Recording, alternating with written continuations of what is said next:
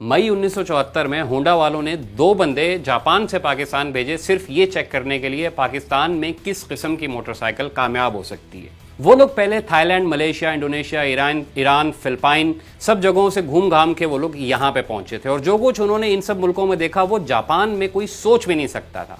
ये एक नॉर्मल बात है कि वहां बच्चा टैंकी पे बैठा और बीवी पिछली सीट पे, चौथा बंदा भी अपनी जगह निकाल लेता है। कुछ लोग तो सब्जी, गोश्त और बाकी सौदा सब भी हैंडल में से लटकाते हुए घूमते नजर आते हैं। मैंने मोटरसाइकिल को वहां गधा गाड़ी की जगह इस्तेमाल होते हुए भी देखा है। ये बयान उस बंदे ने होंडा वालों को दिया जो हमारे जैसे मुल्कों के लिए मोटरसाइकिल बनाने वाले डिपार्टमेंट का हेड था। फिर वो कहने लगा वो लोग उस वक्त तक तेल नहीं बदलते जब तक तेल पानी ना हो जाए। एयर फिल्टर बदलने का तसव्वुर उनके यहाँ दूर दूर तक नहीं, और मोटरसाइकिल की चेन उस वक्त तक नहीं बदलते जब तक वो चेन कवर से टकरा के टूट ना जाए।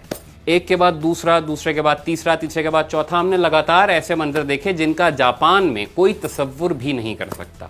होंडा 125 से पहले 3 डिजाइन आते थे। 1968 में CS90, 1959 में CB100 और 1973 में S110।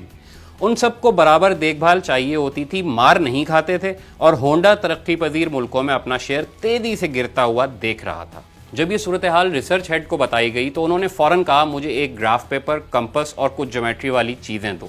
सुबह वो बंदा एक नए इंजन डिजाइन के साथ दफ्तर आ गया। उधर जो बंदा डिपार्टमेंट हेड था उसने भी एक लाइट वेट और कम देखभाल वाले इंजन का डिजाइन बनाकर सामने रख दिया।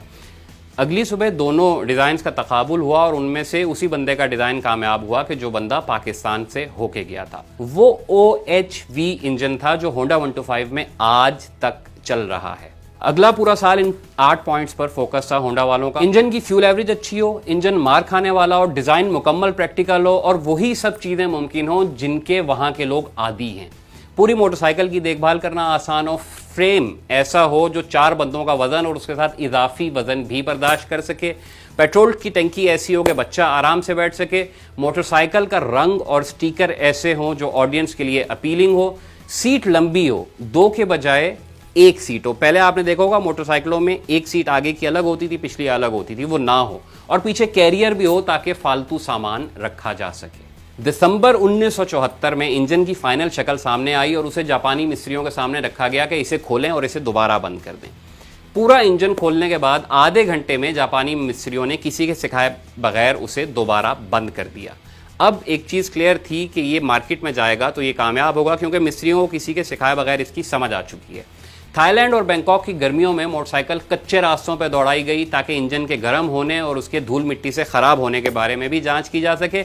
ये सब चीज़ें चेक की, पेट्रोल जगह जगह से डलवा के चेक किया गया कि कोई कचरा वचरा तो नहीं फंस रहा, कोई ऐसा मसला तो नहीं है। सब कुछ करने के बाद 1975 में होंडा CG125 को मार्केट में पेश कर दिया गया। 1992 में होंडा 125 पाकिस्तान में भी बनना शुरू हो गई। अब सवाल ये पैदा होता है कि होंडा 125 के टंकी टापे 1975 से लेकर अब तक बहुत ज़्यादा तब्दील क्यों नहीं हुए? इस सवाल के 2 जवाब हैं। एक तो ये कि 2008 के बाद जापान में ये मोटरसाइकिल बननी ही बंद हो गई। चीन, पाकिस्तान, थाईलैंड वगैरह में अब भी ये बनती है, लेकिन जो भी रिसर्च एंड डेवलपमेंट होती है वो यहीं होती है।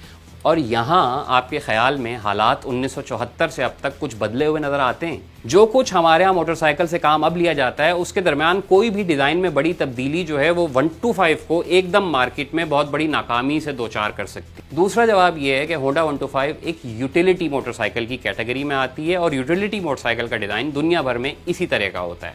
मोटरसाइकिलों की 6-7 किस्में हैं। ट्रेल होता है जो कच्चे रास्तों के लिए होता है, क्रूज़ होती है जो हैवी बाइक टाइप की चीज़ है, इसी तरह रेसिंग मोटरसाइकिलें अलग से होती हैं। अब 125 या 70 के अलावा बाकी सारी हैवी मोटरसाइकिलें या ट्रेल या रेसिंग बाइक्स उठा के देख लें, कहीं महंगे पार्ट्स का मसला होगा, कहीं फ्यूल एवरेज कम होगी, कहीं आप 4 बंदे इकट्ठे उसके ऊपर नहीं बिठा सकेंगे, और बहरहाल नखरे इतने होंगे उन सब मोटरसाइकिलों के कि बंदा मोटरसाइकिल चलाता हुआ नहीं लग रहा होगा मोटरसाइकिल बंदे को चला रही है। हाँ, जो आदमी 125 को यूटिलिटी मोटरसाइकिल के तौर पे ख़रीदता है वो अच्छी तरह जानता है कि इससे क्या क्या काम लिए जा सकते हैं और ये मोटरसाइकिल किस किस्म के सारिफीन को दिमाग में रख के बनाई गई है। कंपनी ये जानती है कि यूटिलिटी मोटरसाइकिल डिज़ाइन में कोई भी ऐसी चीज़ शामिल करना या तब्दीली करना चंगी भली मार्केट को छेड़ने वाली बात होगी।